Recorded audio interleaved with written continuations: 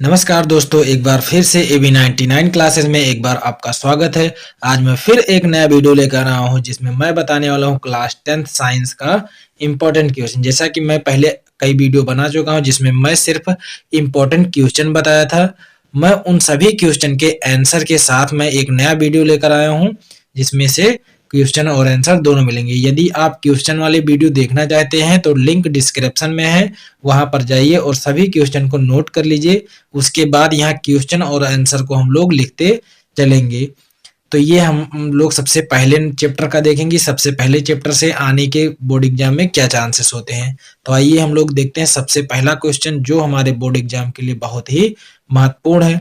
पहला क्वेश्चन है, संयोजन अभिक्रिया किसे कहते हैं। तो सबसे पहले हमको बताना है कि संयोजन अभिक्रिया किसे कहते हैं। संयोजन का मतलब होता है जुड़ना। तो हमको इसमें ये जानना चाहिए कि इस अभिक्रिया में जुड़ने वाला काम होगा। तो हम लोग डिफिनेशन पढ़ते हैं, वह रासायनिक अभिक्रिया जिसमें दो या दो से अधिक पदार्थ एक नए यौगिक या पदार्थ का निर्माण करते हैं संयोजन अभिक्रिया कहलाती है। कहने का अर्थ वही है कि इसमें जुड़ रहे हैं, क्या हो रहे हैं, संयोजन कर रहे हैं, कि जुड़ रहे हैं। दो या दो से अधिक यौगिक जो भी हैं वो मिल करके एक नए यौगिक का निर्माण करते हैं, तो उसको हम लोग क्या कहते हैं, संयोजन अभिक्रिया कहते हैं। उदाहरण के लिए हम लोग देखेंगे, कार्बन है और प्लस में ऑक्सीजन है। जब कार्बन और ऑक्सीजन आपस में मिलते हैं यानी कि अभिक्रिया करते हैं तो CO2 गैस मिलता है। यानी कि इसका अर्थ ये है कि जब कार्बन को हम लोग जलाते हैं तो कार्बन को जब जलाएंगे तो हमको क्या मिलेगा, CO2 गैस मिलेगा। इसके बाद में क्वेश्चन नंबर हम लोगों का दूसरा आता है। दूसरा क्वेश्चन आता है, वियोजन अभिक्रिया किसे कहते हैं। तो ये जो होता है संयोजन अभिक्रिया का विपरीत होता है। यानी कि संयोजन अभिक्रिया में जुड़ करके नए पदार्थ का निर्माण हो रहा था, यहाँ पर क्या होगा, टूट करके नए पदार्थ का निर्माण होगा। यानी कि जब कोई बड़ा पदार्थ होगा टूटेगा तो छोटे छोटे पदार्थों में परिवर्तित हो जाएगा। तो आइए हम लोग इसका परिभाषा देखते हैं। वह रासायनिक अभिक्रिया जिसमें कोई यौगिक टूट कर दो या दो से अधिक छोटे यौगिक का निर्माण करता है वियोजन अभिक्रिया कहलाता है। वियोजन अभिक्रिया में उसी का उल्टा हो रहा है, यानी कि जो कोई बड़ा यौगिक होगा वो टूट करके दो या दो से अधिक छोटे यौगिकों में बदलता है, तो उसको हम लोग क्या कहते हैं, वियोजन अभिक्रिया कहते हैं। उदाहरण, तो हम लोग उदाहरण इसका देख लेते हैं कि उदाहरण क्या है। तो उदाहरण में CaCO3 इसको कहते हैं कैल्शियम कार्बोनेट। जब कैल्शियम कार्बोनेट को उष्मा दिया जाता है, क्या दिया जाता है, उष्मा। तो जब हम लोग इसको उष्मा देते हैं तो ये कैल्शियम मोनोऑक्साइड या इसी को कैल्शियम ऑक्साइड के नाम से जानते हैं, तो calcium oxide plus carbon dioxide में वियोजित हो जाता है। तो इस प्रक्रिया को हम लोग क्या कहेंगे, वियोजन प्रक्रिया या वियोजन अभिक्रिया कहेंगे। इसके बाद में हम लोग का अगला क्वेश्चन आता है, question number third. Question number third में हम लोग देखेंगे कि विस्थापन अभिक्रिया क्या है। विस्थापन अभिक्रिया, ये बिल्कुल आसानी से समझिए। विस्थापन का मतलब होता है अलग करना। उदाहरण सहित हमको बताना है। तो इसका हम लोग परिभाषा पढ़ते हैं, इसके बाद में फिर समझा रहा हूं आपको। तो हम लोग इसका परिभाषा देखते हैं। वह अभिक्रिया जिसमें अधिक क्रियाशील पदार्थ कम क्रियाशील पदार्थ को विस्थापित कर देता है विस्थापन अभिक्रिया कहलाता है। इसमें हम लोग समझते हैं कि जब कोई ज्यादा ताकतवर इंसान होता है तो वो क्या करता है कि जो कम ताकतवर इंसान है उसको अलग कर देता है। तो उसी प्रकार से इसमें क्या होता है, जो ज्यादा अधिक क्रियाशील पदार्थ होता है वो कम क्रियाशील वाले पदार्थ को अलग करके वहां पर उसका स्थान ले लेता है। तो हम लोग इस प्रक्रिया को क्या कहते हैं, विस्थापन अभिक्रिया कहते हैं। उदाहरण में हम लोग जैसे देखें तो ये लोहा है, Fe आयरन जिसके कहते हैं, फेरस का नाम देते हैं, और उसके बाद में CuSO4। ये होता क्या है कि जो Fe है ये अधिक क्रियाशील होता है अपेक्षाकृत Cu के। तो ये जाता है Cu को अलग करके और इसके स्थान पर इसका स्थान ग्रहण कर लेता है। जैसे कि अगर हम दिखाएं ये क्रिया हो रहा है तो उसके बाद में FeSO4 प्लस Cu बाहर निकल गया। इसका मतलब ये ज्यादा क्रियाशील था तो इस कम क्रियाशील वाले धातु को निकाल करके बाहर कर दिया और उसके स्थान पर स्वयं जाकर के उपस्थित हो गया। यानी कि इस प्रक्रिया को हम लोग क्या कहेंगे, विस्थापन अभिक्रिया कहेंगे। इसके बाद में हम लोग का चौथा नंबर क्वेश्चन आता है, उदासीनी कारक अभिक्रिया। तो हमको बताना है कि उदासीनी कारक अभिक्रिया क्या है। इसी को कहीं कहीं लिखा होता है उदासीनीकरण, तो इसमें कोई परेशानी की बात नहीं है, कारक या करण दोनों सेम है। आइए हम लोग इसका परिभाषा पढ़ते हैं। वह अभिक्रिया जिसमें अम्ल एवं क्षार अभिक्रिया करके लवण तथा जल का निर्माण करते हैं उदासीनीकरक अभिक्रिया कहलाती है। यानी कि वह अभिक्रिया जिसमें अम्ल और क्षार, यानी कि जो अम्ल होता है और क्षार होता है, ये दोनों आपस में अभिक्रिया करके लवण बना दे। क्या बना दे? लवण और जल बनाए, तो इसको हम लोग क्या कहते हैं? उदासीन अभिक्रिया कहते हैं या उदासीनी कारक अभिक्रिया कहते हैं। जैसे कि एग्जाम्पल में अगर हम लोग देखें तो देखो, अम्ल है, अम्ल प्लस क्षार को जो हम लोग मिलाते हैं तो लवण और उसके साथ में जल का निर्माण होता है। तो इस अभिक्रिया को हम लोग क्या कहेंगे? उदासीनीकरण अभिक्रिया। फिर इसके बाद में हम लोगों का 5वां क्वेश्चन आता है, उपचयन एवं अपचयन अभिक्रियाएं। तो हम लोगों को यहाँ पर देखना है उपचयन एवं अपचयन अभिक्रियाएं देखना है। तो सबसे पहले हम लोग देखेंगे ए नंबर, ए क्या है? उपचयन या आक्सीकरण। उपचयन को हम लोग आक्सीकरण के नाम से भी जानते हैं। तो सबसे पहले हम लोग देखेंगे उपचयन अभिक्रिया क्या है। तो इसकी परिभाषा देखते हैं। वह अभिक्रिया जिसमें ऑक्सीजन का योग, यानी कि ऐसी अभिक्रिया जिसमें ऑक्सीजन जुड़ रहा हो या हाइड्रोजन बाहर निकलते हैं, उपचयन या ऑक्सीकरण अभिक्रिया कहलाता है। कहने का अर्थ यह है कि ऐसी अभिक्रिया जिसमें या तो ऑक्सीजन जुड़े या हाइड्रोजन बाहर निकले, तो उस अभिक्रिया को हम लोग क्या कहेंगे? उपचयन या ऑक्सीकरण अभिक्रिया कहेंगे। जैसे 2Cu प्लस O2, यानी कि दो अणु क्या है? Cu है प्लस में O2 है। जब ये दोनों अभिक्रिया करते हैं तो बनाते हैं CuO। इसको हम लोग कहते हैं कॉपर ऑक्साइड। तो कॉपर ऑक्साइड बनाए तो ये कौन सी अभिक्रिया होगी? उपचयन अभिक्रिया होगी। क्यों होगी? क्योंकि ये ऑक्सीजन जाकर के इसमें जुड़ रहा है, इसलिए हम लोग इसको क्या कहेंगे? उपचयन अभिक्रिया कहेंगे। फिर उसके बाद में हम लोग का बी नंबर आता है, अपचयन अभिक्रिया किसे कहते हैं? अपचयन अभिक्रिया जो होता है वो उपचयन का उल्टा होता है। जैसे उपचयन में होता है उसका जस्ट उल्टा करेंगे तो हम लोग को अपचयन अभिक्रिया प्राप्त होगा। आइए हम लोग इसका परिभाषा देखते हैं। वह अभिक्रिया जिसमें हाइड्रोजन का योग, यानी कि ऐसी अभिक्रिया जिसमें हाइड्रोजन जुड़ रहा हो, योग का मतलब होता है जुड़ना, जिसमें हाइड्रोजन जुड़ रहा हो या ऑक्सीजन बाहर निकले, अपचयन अभिक्रिया कहलाता है। या ऑक्सीजन बाहर निकले तो हम लोग क्या कहेंगे? अपचयन अभिक्रिया कहेंगे। इसका उल्टा हो रहा है। इसमें क्या हो रहा था? ऑक्सीजन जुड़ रहा था और हाइड्रोजन बाहर निकल रहा, और इसमें क्या हो रहा है? हाइड्रोजन जुड़ रहा है और ऑक्सीजन बाहर निकल रहा है। यानी कि इसका उल्टा करेंगे तो हमको क्या मिलेगा? अपचयन मिलेगा, और अपचयन का उल्टा करेंगे तो उपचयन मिलेगा। जैसे CuO plus H2 gives out Cu plus H2O। जैसे इसमें क्या है? कॉपर ऑक्साइड है। कॉपर ऑक्साइड जब हाइड्रोजन से अभिक्रिया करता है तो यहाँ से ऑक्सीजन निकल रहा है। देखो ऑक्सीजन बाहर निकलता है, ऑक्सीजन यहाँ से निकल करके जल में घुल जा रहा है। तो हम लोग इस अभिक्रिया को क्या कहेंगे? अपचयन अभिक्रिया कहेंगे। क्यों कहेंगे? क्योंकि यहाँ पर धातु से देखो ऑक्सीजन निकल करके इसमें जा रहा है। तो हम लोग ऐसी अभिक्रियाओं को क्या कहते हैं? अपचयन अभिक्रिया कहते हैं।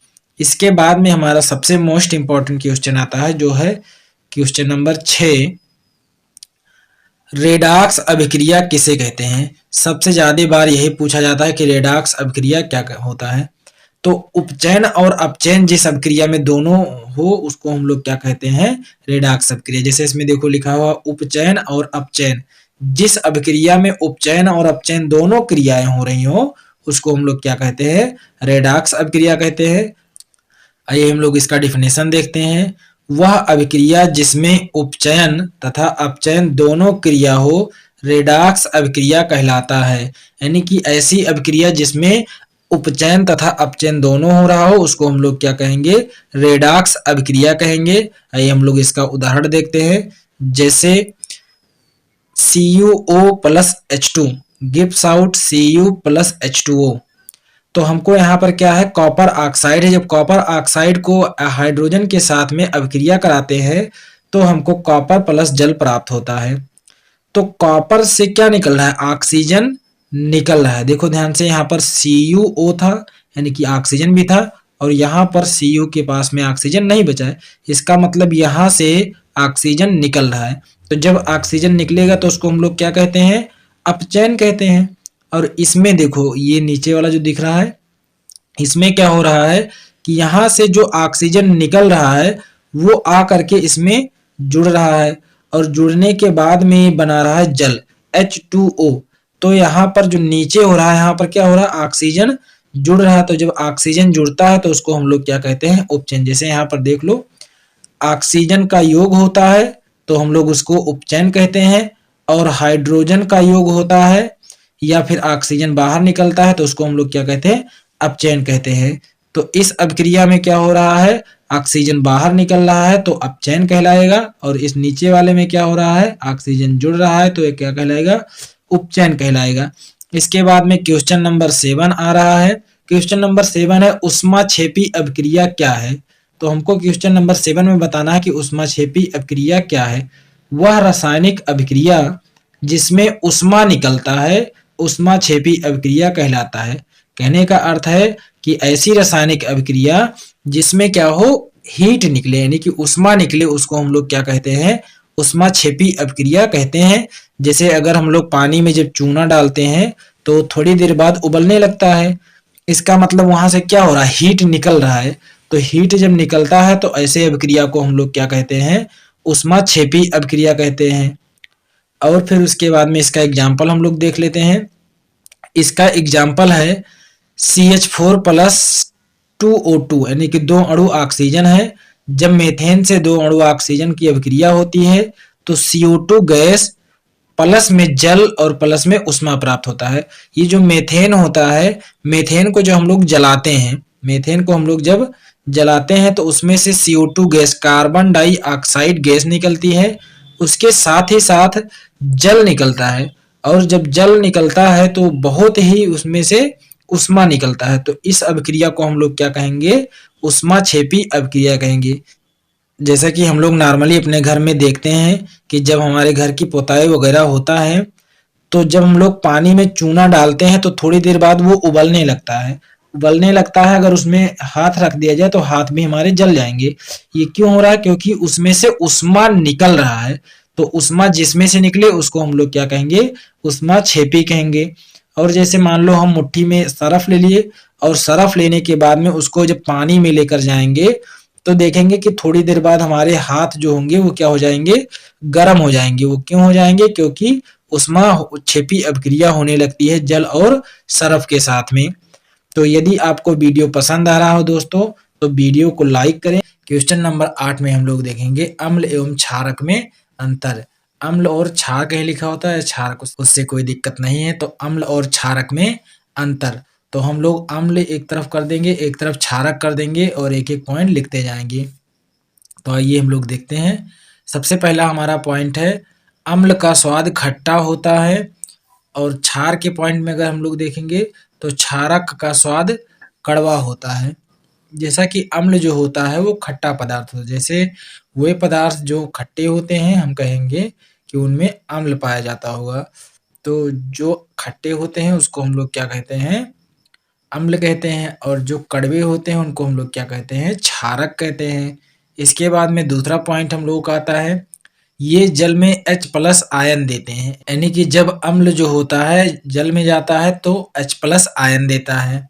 इसके बाद में अगर हम लोग क्षारक में देखें तो ये जल में OH- आयन देते हैं, इसको हाइड्रोक्सिल आयन कहते हैं। तो ये जल में क्या देते हैं, OH- आयन देते हैं, यानी कि जो जल में OH- आयन देगा उसको हम लोग क्षारक कहेंगे, और जो जल में H+ आयन देगा उसको हम लोग अम्ल कहेंगे। इसके बाद हम लोगों का अगला पॉइंट आता है थर्ड है, अम्ल नीले लिटमस को लाल कर देता है। जो अम्ल होता है ये नीले लिटमस पेपर को क्या कर देता है, लाल कर देता है। और क्षारक में अगर देखें तो क्षारक लाल लिटमस को नीला कर देता है। अब इसमें एक शब्द आ रहा है लिटमस। लिटमस जो होता है, लिटमस पेपर होता है एक प्रकार का, यह लाइकेन के द्वारा प्राप्त किया जाता है। लाइकेन जो होता है जीव, उस लाइकेन के द्वारा ही हम लोग क्या करते हैं, लिटमस पेपर प्राप्त करते हैं।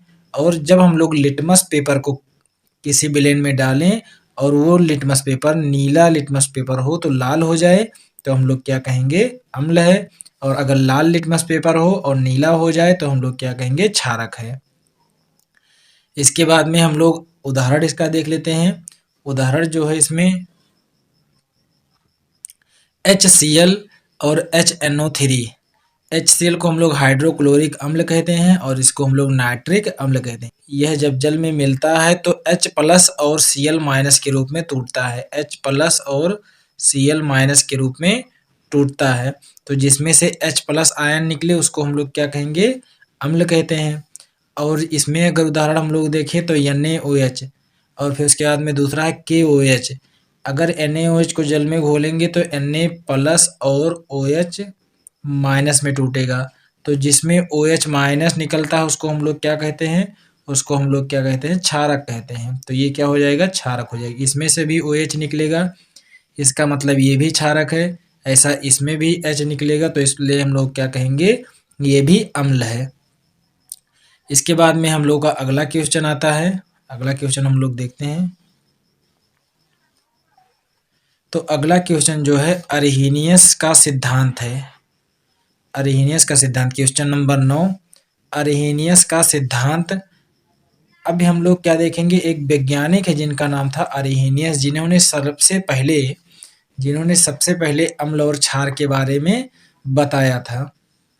तो इन वैज्ञानिक के नाम पर ही यह सिद्धांत चलता है कि अरहिनियस का सिद्धांत, यानी कि अरहिनियस ने बताया था। अरहिनियस के सिद्धांत के अनुसार, यानी कि जो इन्होंने सिद्धांत दिया था उसके अनुसार, वे यौगिक जो जल में H प्लस आयन देते हैं अम्ल कहलाते हैं। वही कहने का मतलब जो भी अम्ल और क्षार में अंतर हम लोग देख रहे थे, वही कहने का अर्थ यहाँ भी है कि वे यौगिक जो जल में H प्लस आयन देते हैं अम्ल कहलाते हैं, तथा वे यौगिक जो जल में OH माइनस आयन देते हैं क्षारक कहलाते हैं। यानी कि जो जल में OH माइनस आयन देंगे उनको हम लोग क्या कहेंगे? क्षारक कहते हैं। और जो जल में H प्लस आयन देते हैं उनको हम लोग क्या कहते हैं? अम्ल कहते हैं। इसके बाद हम लोग उदाहरण देखते हैं। उदाहरण है पहला HCl हाइड्रोक्लोरिक अम्ल। यदि हम लोग हाइड्रोक्लोरिक अम्ल को जल में डालते हैं तो H प्लस और Cl माइनस के रूप में हाइड्रोक्लोरिक अम्ल टूट जाता है। इसका मतलब इसमें से H प्लस आयन निकल रहा है, इसलिए ये क्या है? अम्ल है। तो हम लोग इसका उदाहरण ऐसे हम लोग इसका भी ले सकते थे HNO3 का, कि HNO3 को जल में डालेंगे तो H प्लस और NO3 माइनस में टूटेगा। इसके बाद में अगला उदाहरण हम लोग देखते हैं NaOH। NaOH को भी जब जल में हम लोग डालेंगे तो क्या होगा?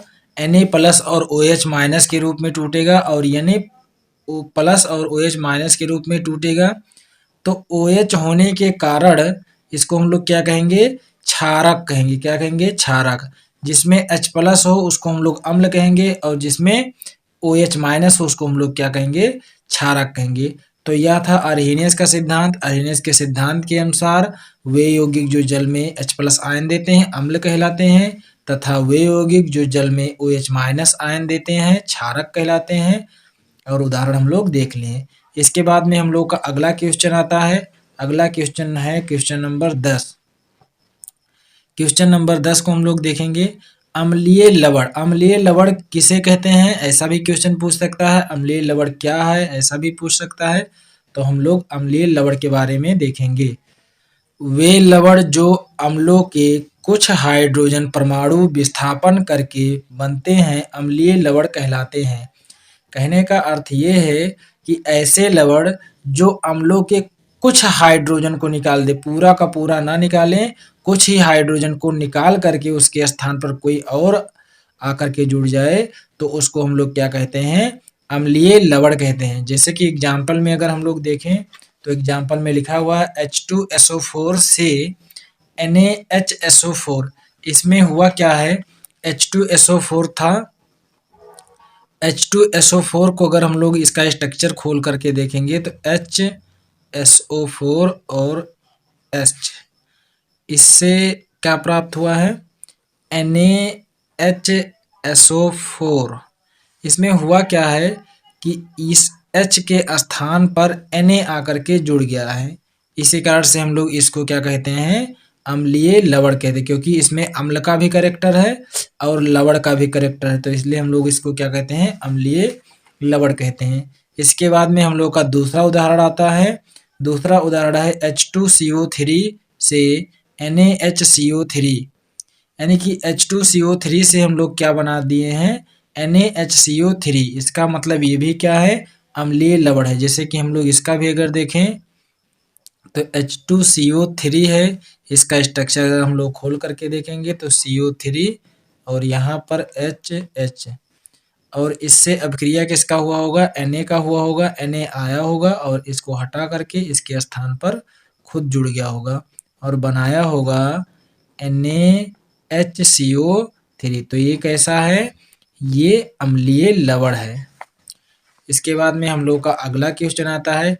उससे पहले यदि ये वीडियो पसंद आ रहा है तो प्लीज़ लाइक कीजिए और अपने दोस्तों के साथ शेयर कीजिए। यदि आप चैनल पर नए हैं तो चैनल को सब्सक्राइब कीजिए।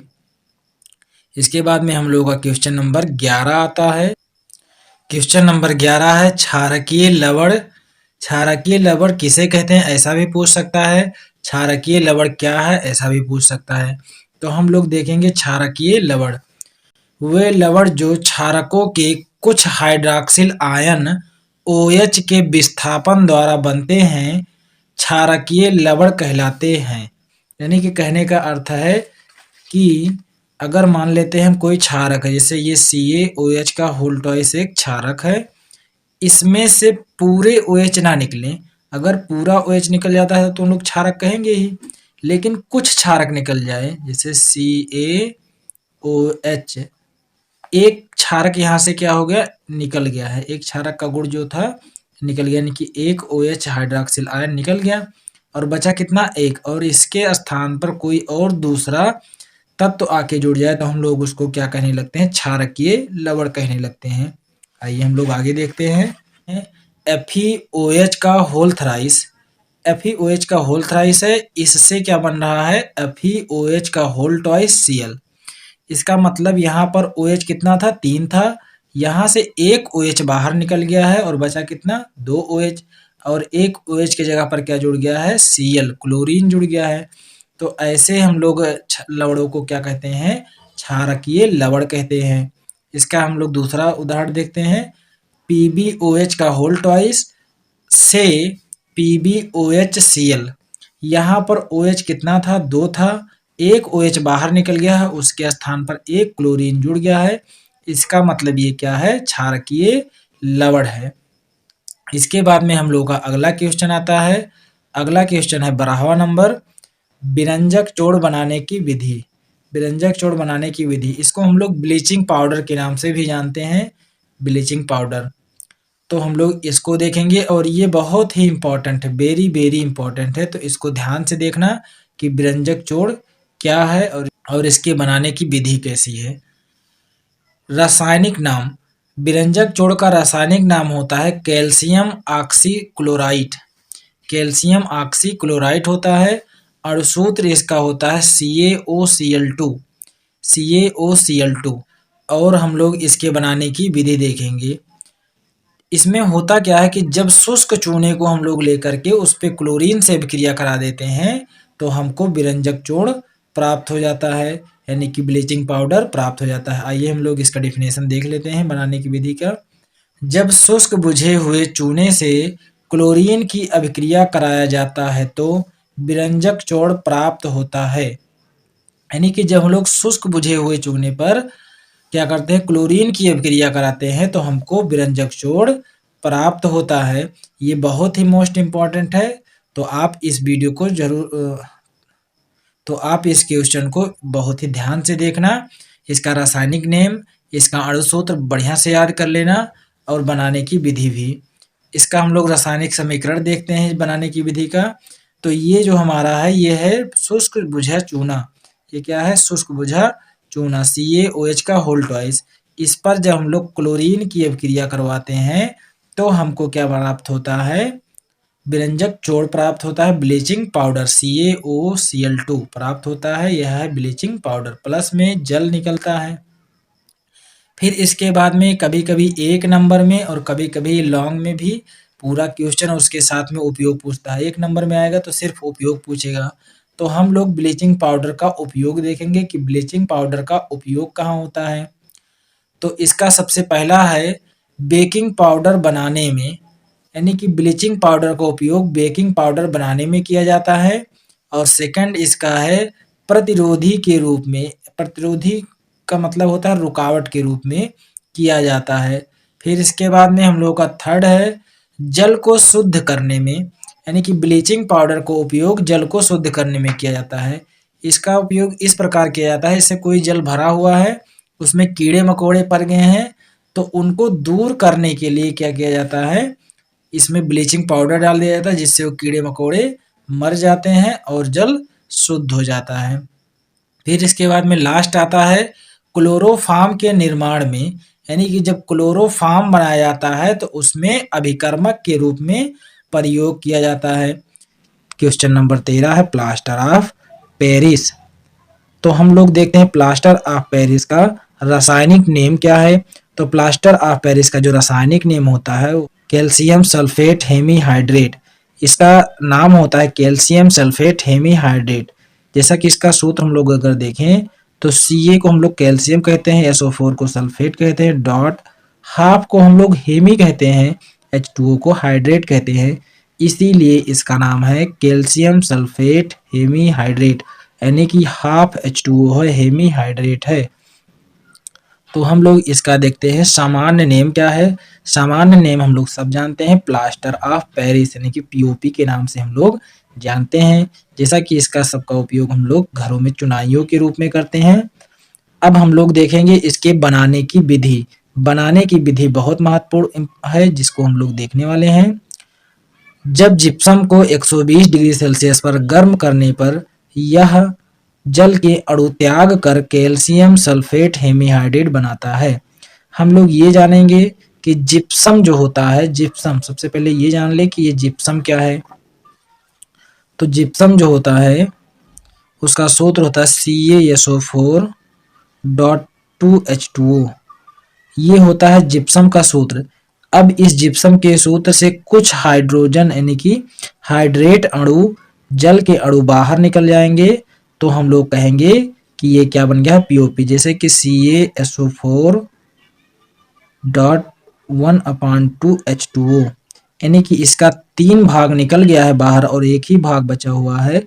अब इसको हम लोग क्या कहने लगे हैं, प्लास्टर ऑफ पेरिस। तो वही बात मैं इसमें लिखा हूँ, जब जिप्सम को 120 डिग्री सेल्सियस पर गर्म किया जाता है तो वो जिप्सम अपने कुछ जल के अणु त्याग करके कैल्शियम सल्फेट हेमीहाइड्रेट बनाता है, जिसे प्लास्टर ऑफ पेरिस कहते हैं। जिसे हम लोग क्या कहते हैं, प्लास्टर ऑफ पेरिस, यानी कि POP कहते हैं।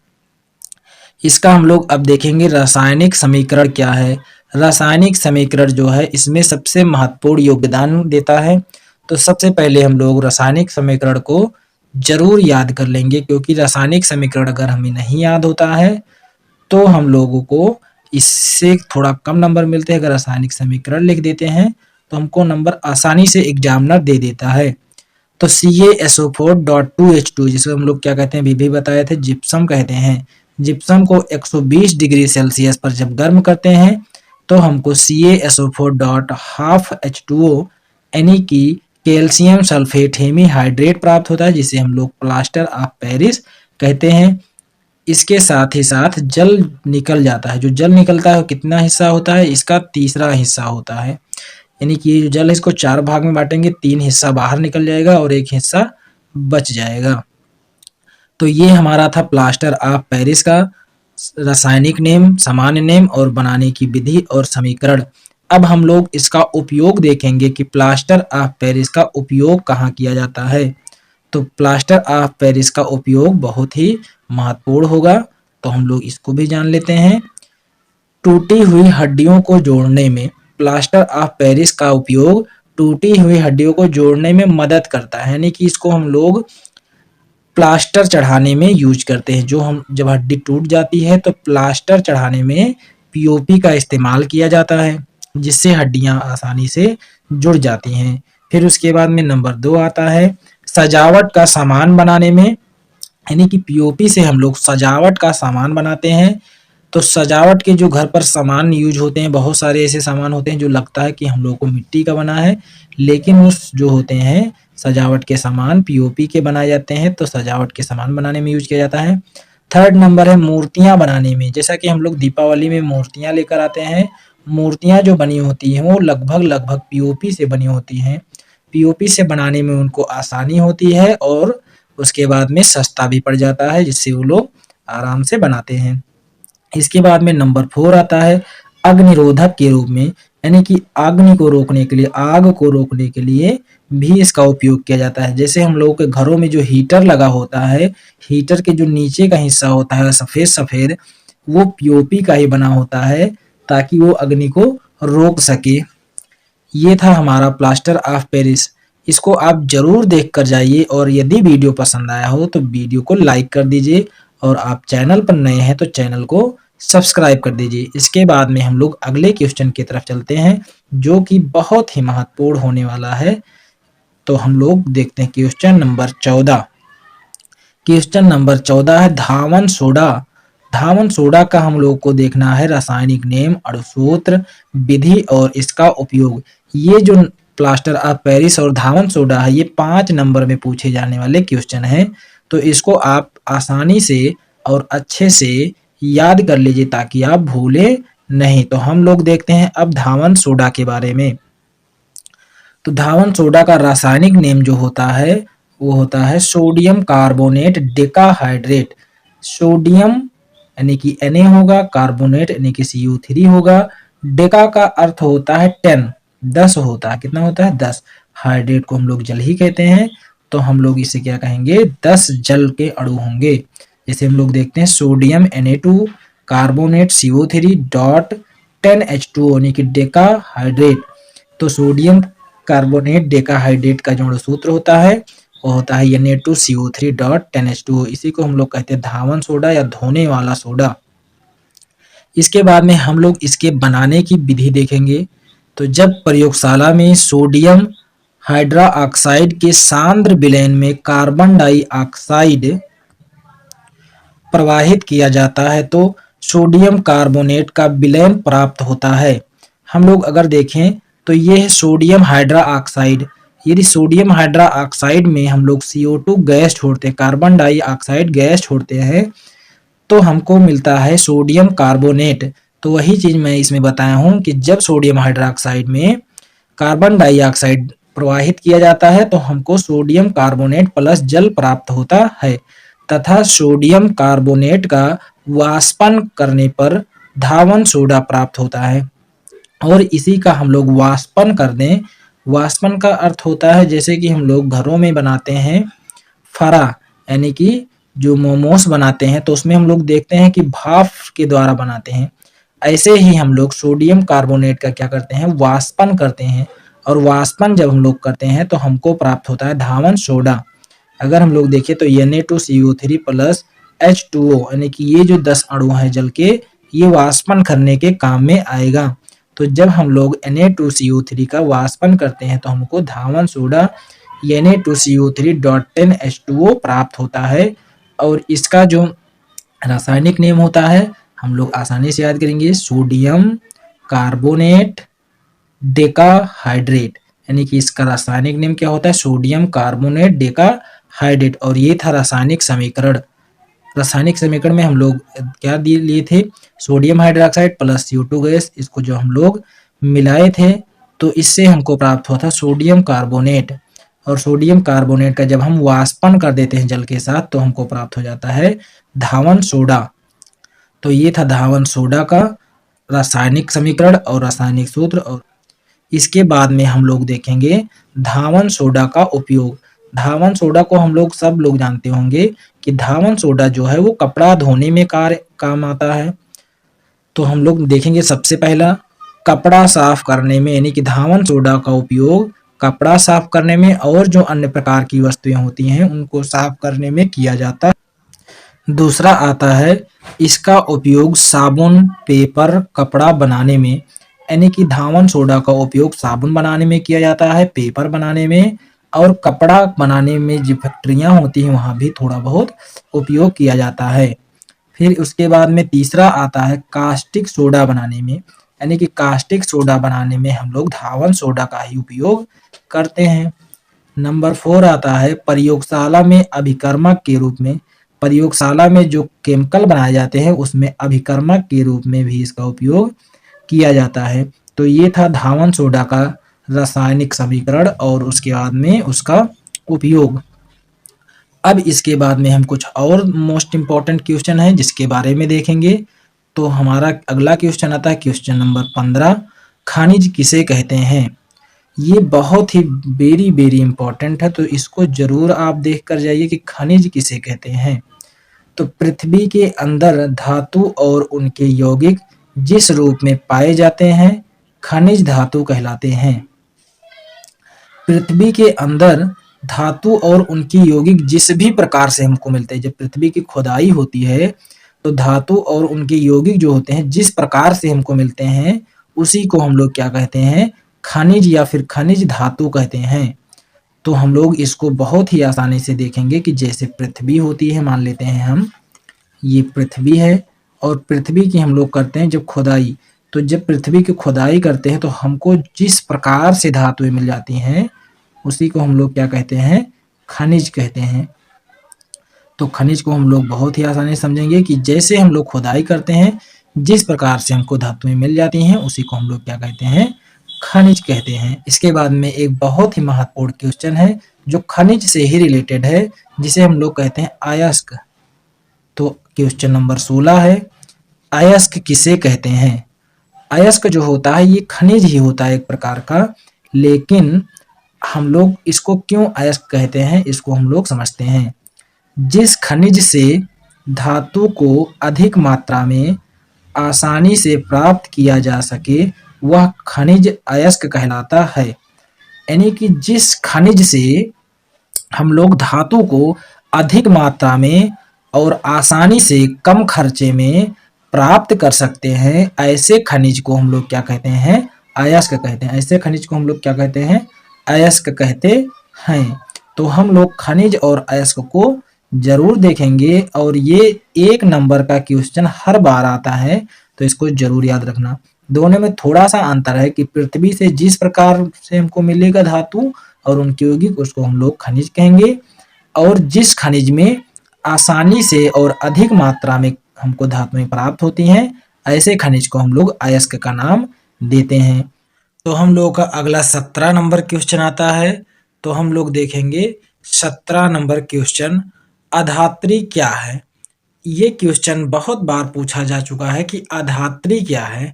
तो अधात्री को हम लोग बिल्कुल आसानी से समझेंगे कि पृथ्वी के सतह के अंदर से जो हम अयस्क निकालते हैं या खनिज निकालते हैं उसमें जो कंकड़ पत्थर उपस्थित होते हैं, मिट्टी के कण उपस्थित होते हैं, उसको हम लोग अधात्री कहते हैं। तो हम लोग आइए इसका डिफिनेशन पढ़ते हैं। अयस्कों में उपस्थित कंकड़ पत्थर एवं मिट्टी के कण अधात्री कहलाते हैं। यानी कि जो अयस्कों में अशुद्धियां होती हैं, कंकड़ पत्थर मिट्टी, इन्हीं को हम लोग क्या कहते हैं, अधात्री कहते हैं। अर्थात अयस्कों की अशुद्धियां अधात्री कहलाते हैं। यानी कि अयस्कों में जो भी अशुद्धि होगी उसी को हम लोग क्या कहते हैं, अधात्री कहते हैं। तो ये था हमारा अधात्री और मोस्ट इम्पोर्टेंट था। इसके बाद में इम्पोर्टेंट क्वेश्चन अगला है 18 नंबर, गालक किसे कहते हैं। गालक किसे कहते हैं। देखो गालक शब्द से ही समझ लो जो गलाने वाला हो, यानी कि किसी चीज को गलनीय बनाए उसे को हम लोग क्या कहेंगे, गालक कहेंगे। ये होता है जो धातुएं होती हैं और उनके अयस्क, उसमें कुछ ऐसी अशुद्धियां होती हैं जो गलती नहीं जल्दी, उनको गलाने में बड़ा ही मेहनत करना पड़ता है। तो हम लोग गालक का उपयोग करते हैं ताकि गालक से आसानी से वो अशुद्धियां पिघल जाएं और पिघल के अलग हो जाएं। तो गालक का यूज अशुद्धियों को गलाने में उपयोग किया जाता है। आइए हम लोग इसका डिफिनेशन पढ़ लेते हैं।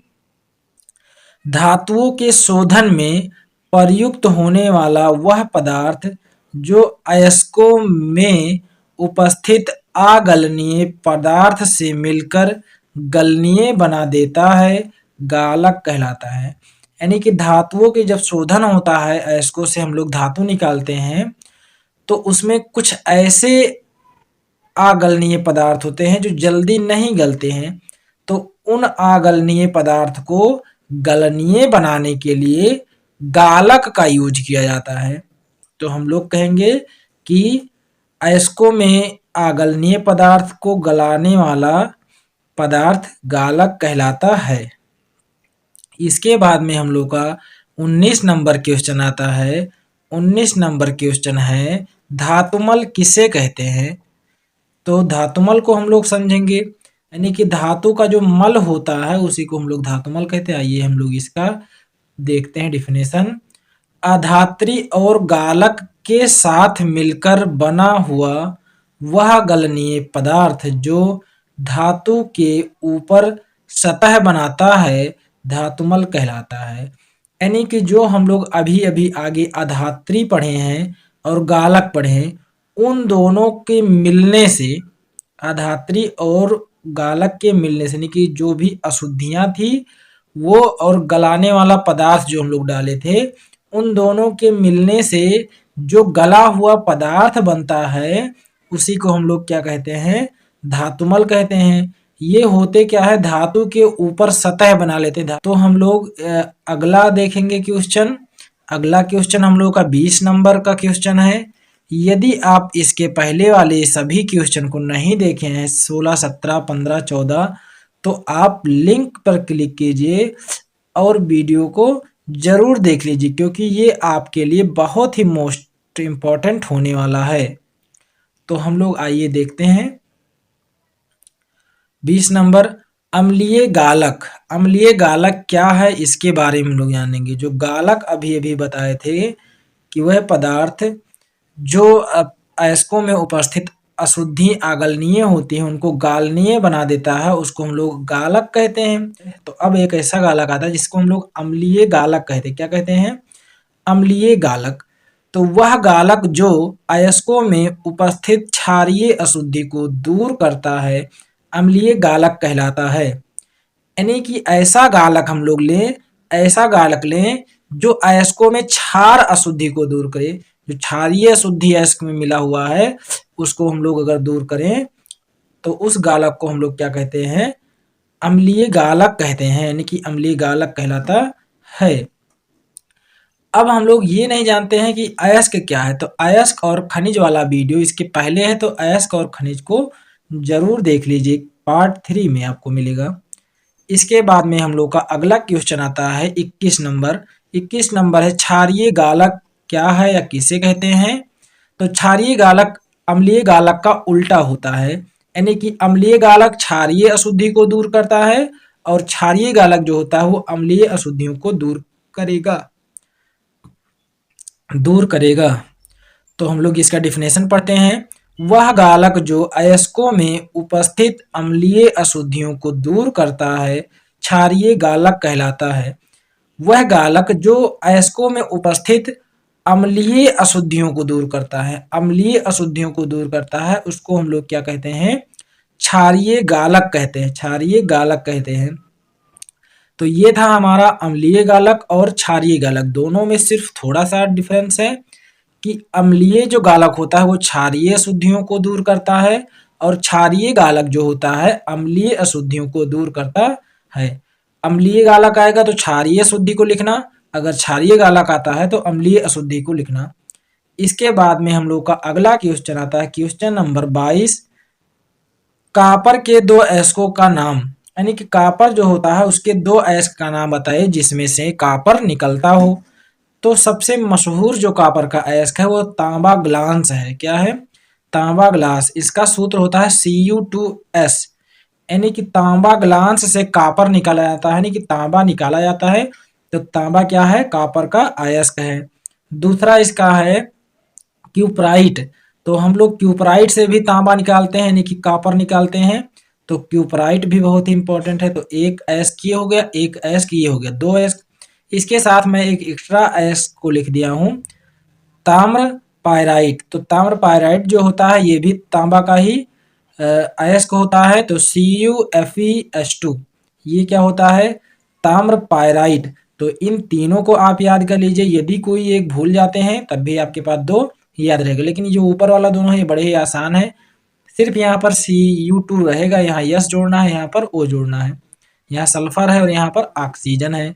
तो इसके बाद में हम लोग का अगला क्वेश्चन आता है। और यदि आपको वीडियो कहीं भी पसंद आ रहा है तो वीडियो को प्लीज लाइक कर दीजिए और चैनल पर यदि नए हैं तो चैनल को सब्सक्राइब कर दीजिए। फिर इसके बाद में हम लोग देखते हैं क्वेश्चन नंबर 23। तो हम लोगों का क्वेश्चन नंबर 23 या फिर 23वां क्वेश्चन जो है, भर्जन किसे कहते हैं। तो हमको बताना है भर्जन किसे कहते हैं। ये वेरी वेरी इंपॉर्टेंट है, तो इसको जरूर से जरूर याद कर लेना। इसकी भट्टी भी कभी कभी आ जाती है और कभी कभी सिर्फ यही कहता है भर्जन किसे कहते हैं, और कभी कभी ऐसा कहता है भर्जन और निस्तापन में क्या अंतर है। तो हम लोग भर्जन भी देखेंगे और निस्तापन भी देखेंगे। तो हम लोग भर्जन का डिफिनेशन समझते हैं। सांद्रित अयस्कों को वायु की उपस्थिति में उसके गलनांक से नीचे गर्म करने की प्रक्रिया को भर्जन कहते हैं।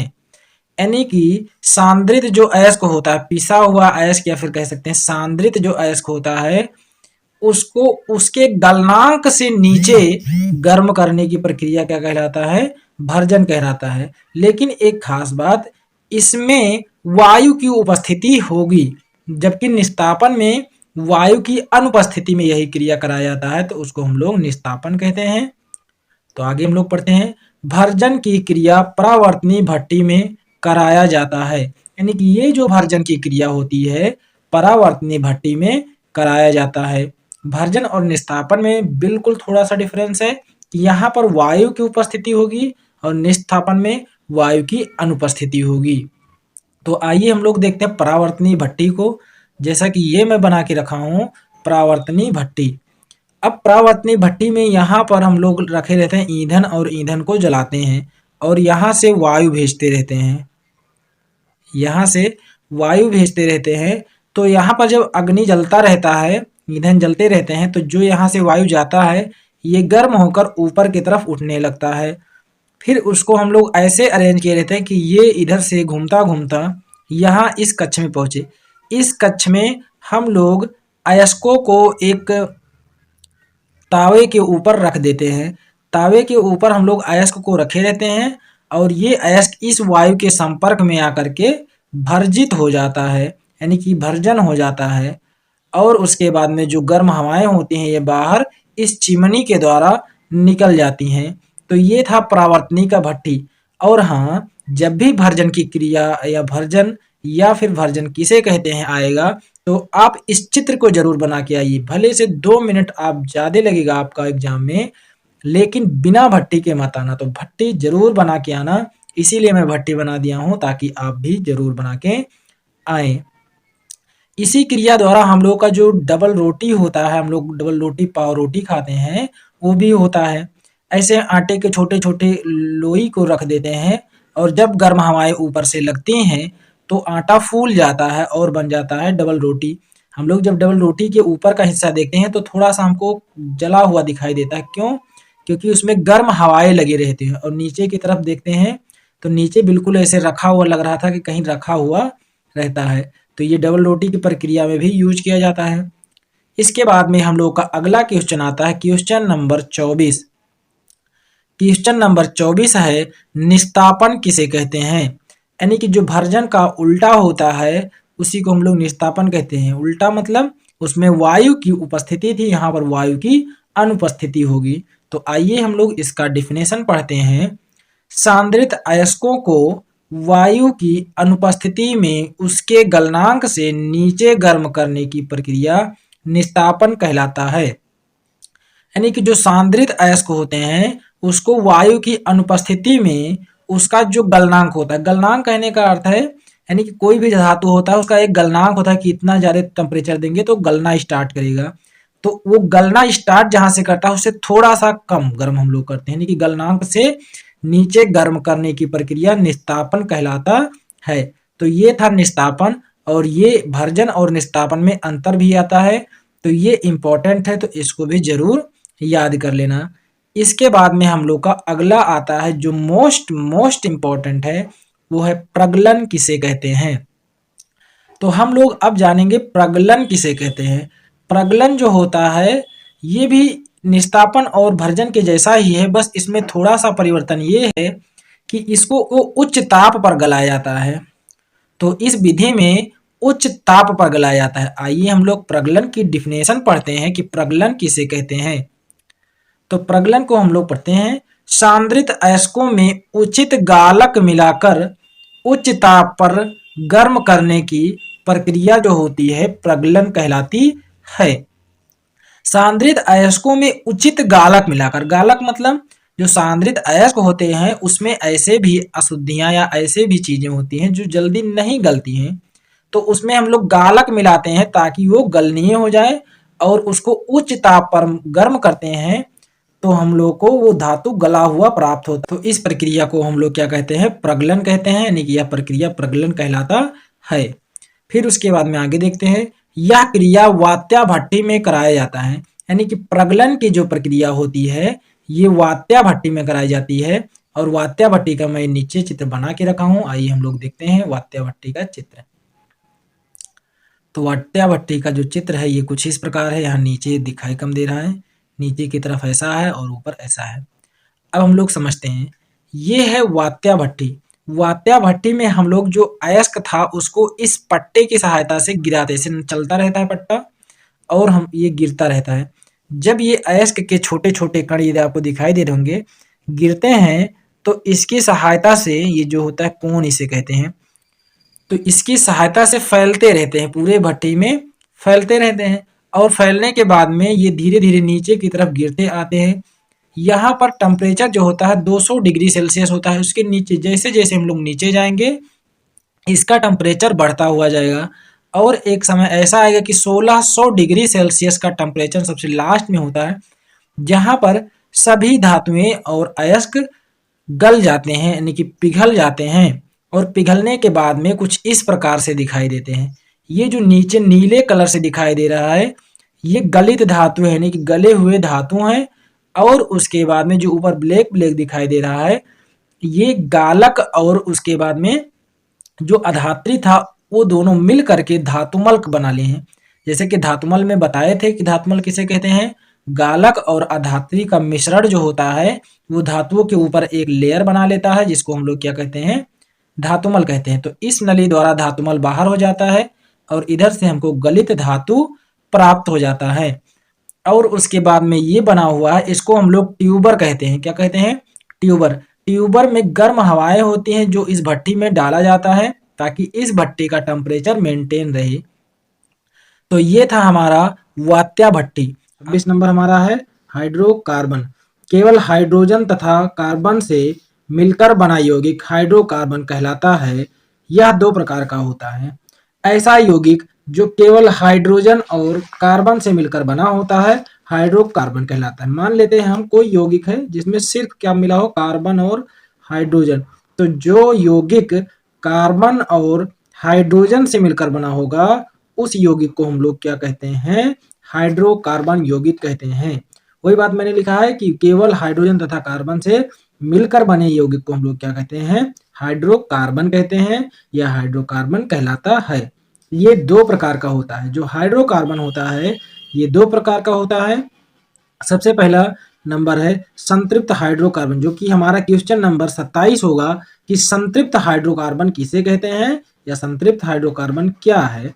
तो आइए हम लोग 27 देखते हैं जो कि हाइड्रोकार्बन का प्रकार है जिसका नाम है संतृप्त हाइड्रोकार्बन।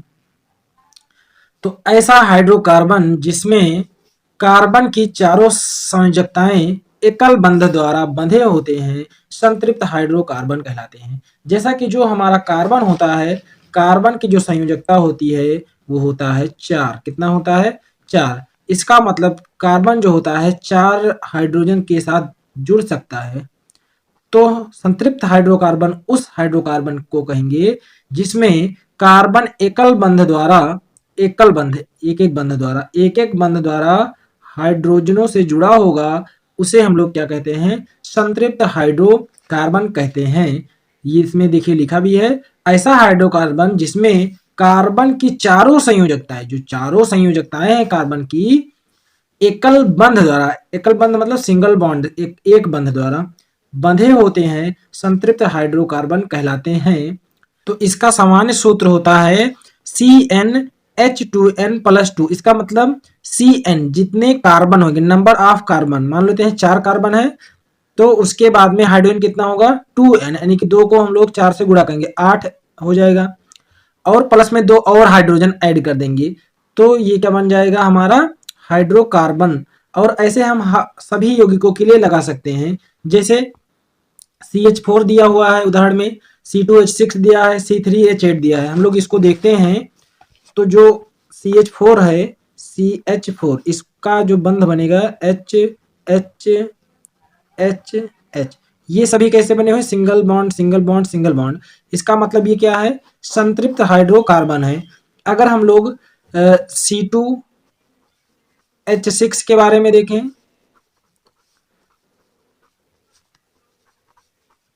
तो ये भी कैसा बना होगा, single bond single bond single single single single, सब सिंगल बंध द्वारा बना हुआ है। इसका मतलब ये क्या है, संतृप्त हाइड्रोकार्बन है। अब हम लोग सूत्र इस पर कैसे लगाएंगे, देखिए यहाँ पर गिनिए कितने कार्बन है, 1 2, कितने हैं C2 है, तो हाइड्रोजन इसका 2 गुना, तो 2 गुना कितना हो जाएगा 2 दूना 4 H4, और प्लस में 2 जोड़ देंगे तो कितना हो जाएगा C2H, 4 और 2 6, यानी कि ये हमारा बन के क्या आ गया सूत्र Cn प्लस H2N+2, यानी कि जितना इसका नंबर होगा उसका दुगना होगा यहाँ पर, और प्लस में 2 और जोड़ लेंगे, यानी कि यहाँ पर अगर हम लोग देखेंगे तो Cn+2n+2, तो 4 और 2 6, और C2 वैसे का वैसे रहेगा। तो ये था हमारा कुछ एग्जाम्पल। इसके बाद में C3H8 के बारे में देखेंगे, 3 का दोगुना कितना होता है 6, और 2 जोड़ देंगे तो 8। तो ऐसे ही जो भी हाइड्रोकार्बन होते हैं संतृप्त हाइड्रोकार्बन, उनके सूत्र में ये हम कह सकते हैं कि ये उनका क्या है, सामान्य सूत्र है। इसके बाद में इसके प्रकार में दूसरा प्रकार आता है संतृप्त हाइड्रोकार्बन के अलावा असंतृप्त हाइड्रोकार्बन। तो हम लोग इसमें देखेंगे असंतृप्त हाइड्रोकार्बन क्या है। तो ऐसे हाइड्रोकार्बन जिसमें कार्बन परमाणु द्विबंध या त्रिबंध द्वारा जुड़े होते हैं असंतृप्त हाइड्रोकार्बन कहलाते हैं। यानी कि ऐसा हाइड्रोकार्बन, हाइड्रोजन और कार्बन का ऐसा यौगिक जिसमें कार्बन परमाणु जो होगा द्विबंध द्वारा या त्रिबंध द्वारा जुड़ा होता है, असंतृप्त हाइड्रोकार्बन कहलाता है। इसका जो सामान्य सूत्र होता है Cn2n, ये Cn2n भी होता है या CnH2n-2, यानी कि CnH2n, और इसके अलावा CnH2n से 2 घटा भी देंगे। ये 2 प्रकार का होता है, 2 बंध के लिए ये लगेगा और त्रिबंध में ये फार्मूला लगेगा। आइए हम लोग का एग्जांपल देखते हैं C2H4, C2H2, इसको हम लोग ठीक से देख लेते हैं कि ये कैसे होगा। C2H4 के बारे में देखने पहले, तो कार्बन की संख्या C, 2 कार्बन, हाइड्रोजन कितना 1 1, उसके बाद में 2 2, 4 हो गया हाइड्रोजन। अभी भी इसकी बैलेंसी नहीं पूरी, क्योंकि इसकी बैलेंसी कितनी होती है, संयोजकता कितना होता है 4, 1 2 3, अभी 3 हुआ, और इसकी देखेंगे 1 2 3, इसकी भी 3 हुआ। इसका मतलब इसके बीच में डबल बॉन्ड लगेगा, और अब ये क्या हो गया है, एक यौगिक का निर्माण किया है जो ये बना हुआ है 1 2 3 4, इसका भी 4 हो गया है 1 2 3 4। अब ये बैलेंस है, लेकिन ऐसे हम लोग यौगिकों को असंतृप्त हाइड्रोकार्बन कहते हैं, और जब सिंगल बॉन्ड द्वारा सभी जुड़े होते हैं तो हम लोग उसको क्या कहते हैं, संतृप्त हाइड्रोकार्बन कहते हैं। इसमें कौन सा फार्मूला लगेगा, 1 और 2 Cn, और फिर उसके बाद में H2n, देखो इसका 2 गुना है, 2 दूना 4, इस फार्मूले पर लगेगा CnH2n पर। इसके बाद में अगर हम लोग C2H2 की बात करें, जो दूसरा वाला हमारा एग्जाम्पल था C2H2, तो इसमें कितने कार्बन है, 1 हाइड्रोजन इसमें जोड़ देंगे और 1 हाइड्रोजन इसमें जोड़ देंगे। तो हम लोग अब इसकी संयोजकता देखेंगे, तो इसमें 1 बंध यहाँ पर, 1 बंध यहाँ पर, 2 बंध इस पर भी बने हुए हैं, बनना कितना चाहिए 4।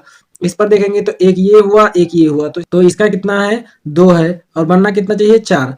तो ये आपस में 1 बंध और 1 बंध इधर से, तो कितने हो गए 1 2 3 4। अब ये हो गया, इसका 4 पूरा हो गया, और इसके बाद में 1 2 3 4, इसका भी 4 पूरा हो गया। लेकिन ऐसे कार्बन को हम लोग क्या कहते हैं, संतृप्त हाइड्रोकार्बन कहते हैं। ऐसे हाइड्रोकार्बन को हम लोग संतृप्त हाइड्रोकार्बन कहते हैं। और इसका जो फार्मूला लगेगा, जितना भी होगा उससे 2 माइनस करना पड़ेगा। जैसे CnH2n-2, तो Cn इस पर कितना था, 2 था, H पर कितना है, 2 से गुणा कर देंगे, -2 कर देंगे, तो कितना हो जाएगा, C2 2 दूना 4, H2 4 हो जाएगा और उससे 2 घटाना पड़ेगा, तो C2 4 से 2 घटा देंगे तब H2, यानी कि इसमें जो भी यौगिक बनेंगे त्रिबंध वाले में, उसमें हमको जो भी हाइड्रोकार्बन में N होगा उससे गुणा करने के बाद में उससे 2 घटा देंगे, यानी कि यह हमारा क्या है, असंतृप्त हाइड्रोकार्बन है। आइए हम लोग आगे बढ़ते हैं। इसके बाद में हम लोग का अगला क्वेश्चन आता है, क्वेश्चन नंबर 29, सजातीय श्रेणी पर टिप्पणी। सजातीय श्रेणी पर टिप्पणी या सजातीय श्रेणी क्या है, इसके बारे में हम लोग को बताना है। तो हम लोग देखेंगे कि सजातीय श्रेणी क्या है। तो हम लोग इसका परिभाषा पढ़ते हैं। जब सामान्य क्रियात्मक समूह कार्बनिक यौगिक को उनके बढ़ते हुए अणुभार के क्रम में रखा जाता है तो एक श्रेणी प्राप्त होता है जिसे सजातीय श्रेणी कहते हैं। यानी कि कहने का अर्थ है, जो भी हाइड्रोकार्बन होते हैं यदि उनके क्रियात्मक समूह के बढ़ते हुए क्रम में रखा जाए तो उसको हम लोग क्या कहते हैं, सजातीय श्रेणी कहते हैं। आइए हम लोग थोड़ा सा एग्जांपल में इसमें देख, जैसे हमारा ये मान लेते हैं हाइड्रोकार्बन है C2H6, इसके बाद में C3H8, इसके बाद में C4H10। अगर हम लोग इसे एक एक हाइड्रोजन निकाल दें, सबसे एक एक हाइड्रोजन बाहर निकाल दें, तो यहाँ 5 हो जाएगा, यहाँ पर निकाल देंगे तो यहाँ पर 7 हो जाएगा, यहाँ से भी निकाल देंगे तो यहाँ पर कितना हो जाएगा, 9 हो जाएगा। और वहाँ पर हम लोग क्रियात्मक समूह जोड़ देंगे C2H5OH, ये एक क्रियात्मक समूह है। फिर उसके बाद में C3H7OH, ये दूसरा क्रियात्मक समूह। और फिर उसके बाद में तीसरा हम लोग देखेंगे C4H9OH। तो अगर हम लोग इसमें देखें तो यहाँ पर अणुभार क्या है, कम है, और यहाँ पर अणुभार ज्यादा है, यहाँ पर और ज्यादा। कैसे, कार्बन का जो अणुभार होता है वो होता है 12, तो 2 कार्बन का 12 दूना 24, हाइड्रोजन का 1 होता है तो 5 का 5 ही होगा, तो 24 5 29।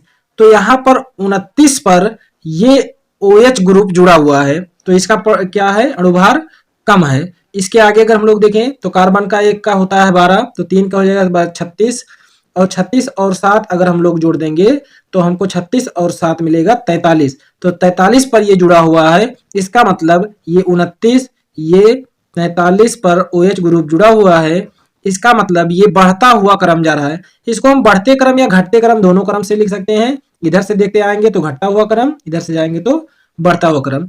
तो जो ये श्रेणी प्राप्त होती है इसको हम लोग कहते हैं सजातीय श्रेणी। आशा करता हूं आप लोगों को समझ में आया होगा। यदि आप लोगों को ये वीडियो पसंद आ रहा है और यहाँ के क्वेश्चन जो हैं वो समझ में आ रहे हैं तो प्लीज वीडियो को लाइक कीजिए। चलिए हम लोग इसके और कुछ महत्वपूर्ण गुण के बारे में देखते हैं। तो सजातीय श्रेणी का गुण निम्नलिखित है, आइए हम लोग देखते हैं। पहला गुण है, सजातीय श्रेणी के 2 क्रमगत सदस्यों के बीच CH2 का अंतर होता है। यानी कि जो सजातीय श्रेणी के अगर क्रमगत हम लोग बात करें तो उनके बीच में जो अंतर होता है वो कितना होता है, CH2 का होता है। चलो हम लोग फिर से एक बार इसी को देखते हैं।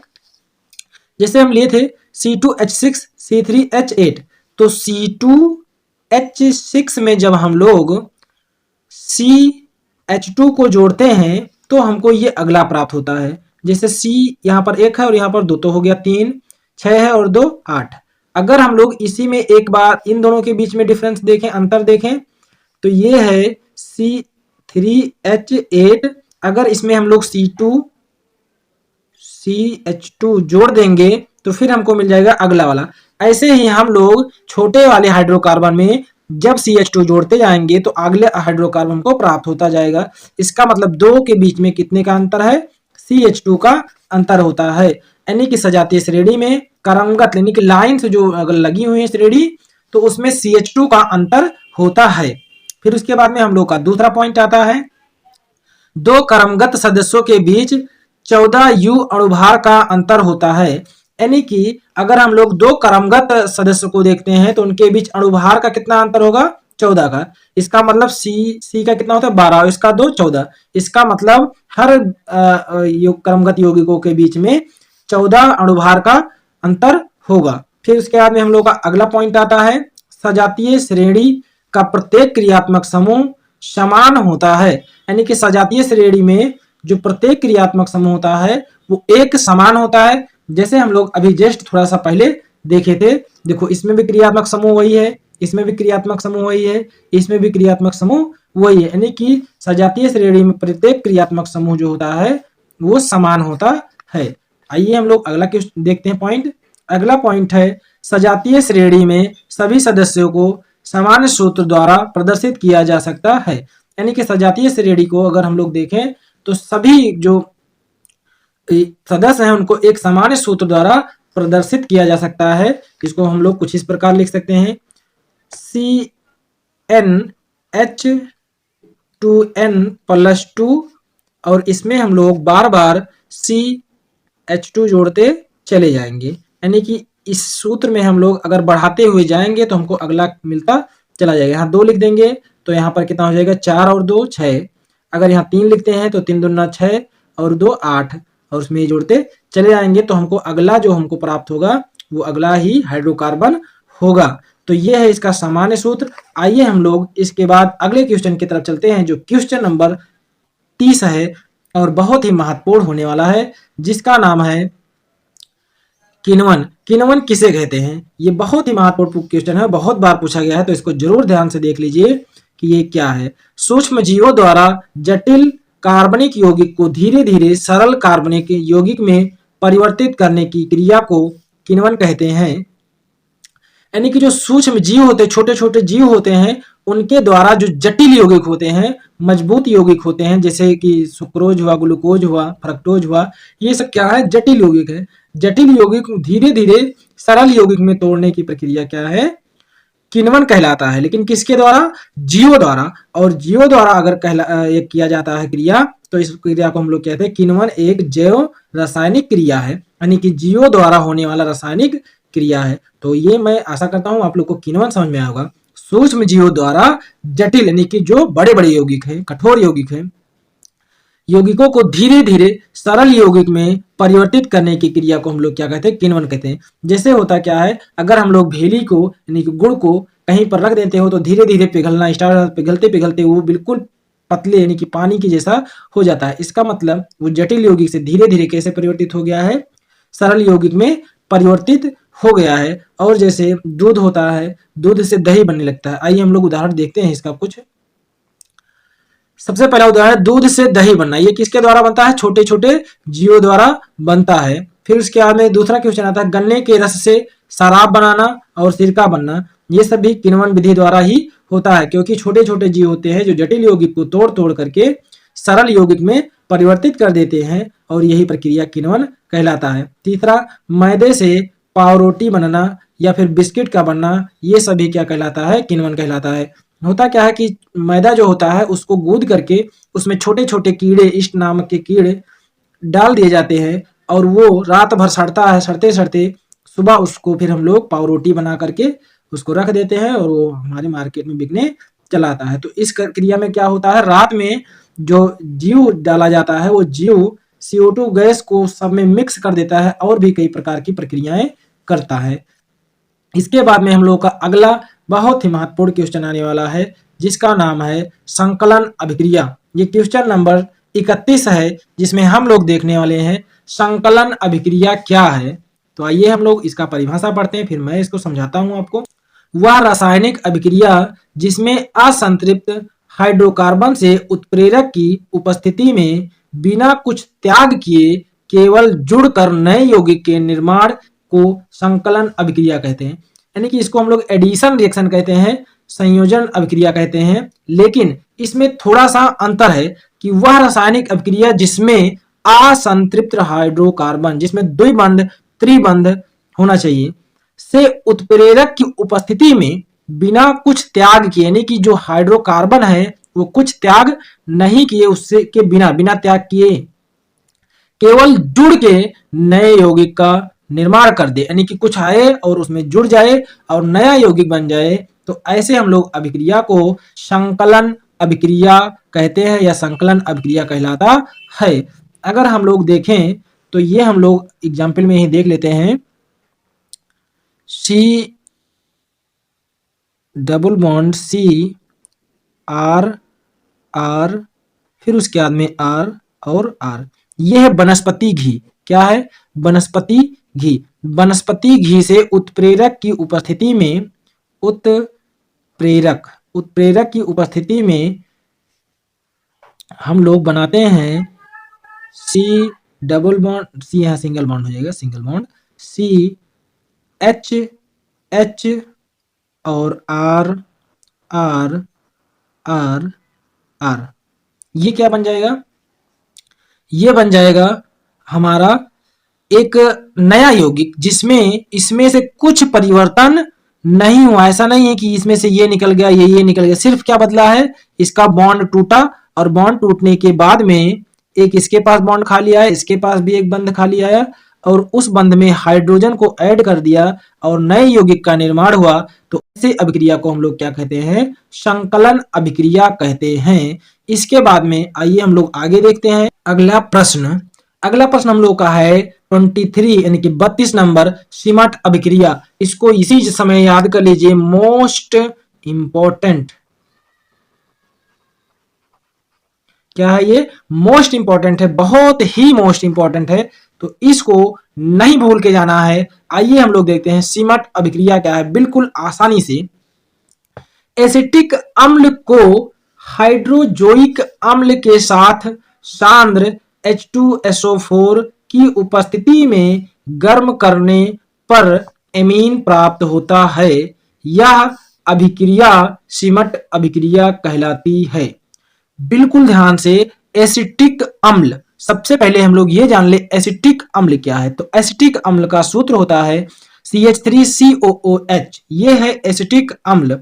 एसिटिक अम्ल से जब हम लोग हाइड्रोजोइक N3H हाइड्रोजोइक अम्ल, इसका नाम है हाइड्रोजोइक अम्ल।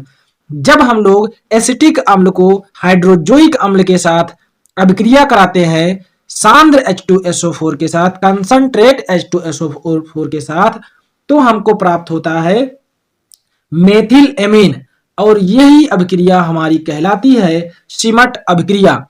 एसिटिक अम्ल से हाइड्रोजोइक अम्ल का जब हम लोग अभिक्रिया कराते हैं H2SO4 की उपस्थिति में, तो हमको मेथिल एमीन या फिर जिसका नाम एमीन है प्राप्त होता है। तो इस अभिक्रिया को हम लोग सीमट अभिक्रिया कहते हैं, यानी कि यह अभिक्रिया सीमट अभिक्रिया कहलाती है। तो इसको ध्यान से देखेंगे, CH3COOH एसिटिक अम्ल, N3H हाइड्रोजोइक अम्ल, कंसंट्रेट CON शॉर्ट फॉर्म में इसको लिखते हैं कंसंट्रेट यानी कि सांद्र। तो सांद्र H2SO4 की जब उपस्थिति में कराएंगे तो हमको CH3 का नाम है मेथिल, NH2 का नाम है एमीन, तो मेथिल एमीन प्राप्त होता है। उसके साथ ही साथ CO2 प्लस N2 गैस प्राप्त होता है। अब हम लोग ये देख लें हुआ कैसे है। तो यहां पर आपको दिख रहा होगा COO, ये दोनों आपस में बाहर निकल गए हैं मिलके, जिसका नाम है CO2, एक और दो O2, CO2। उसके साथ ही इसमें देखेंगे हम लोग N3 है, N3 से यहाँ पर N2 बाहर निकल गया है, और एक N और एक हाइड्रोजन यहाँ बचा था, तो वो आकर के CH3 से जुड़ जाता है। CH3, एक N एक H आ गया है, एक H यहाँ से आ गया है, तो हमारा बना है मेथिल एमीन। तो यह अभिक्रिया सीमट अभिक्रिया है और मोस्ट इंपॉर्टेंट है, मोस्ट। इसको जरूर से जरूर देख के जाना, और यदि ये वीडियो पसंद आ रहा है तो वीडियो को लाइक कीजिए, शेयर कीजिए और सब्सक्राइब कीजिए। जय हिंद दोस्तों, फिर मिलेंगे अगले लेक्चर के साथ।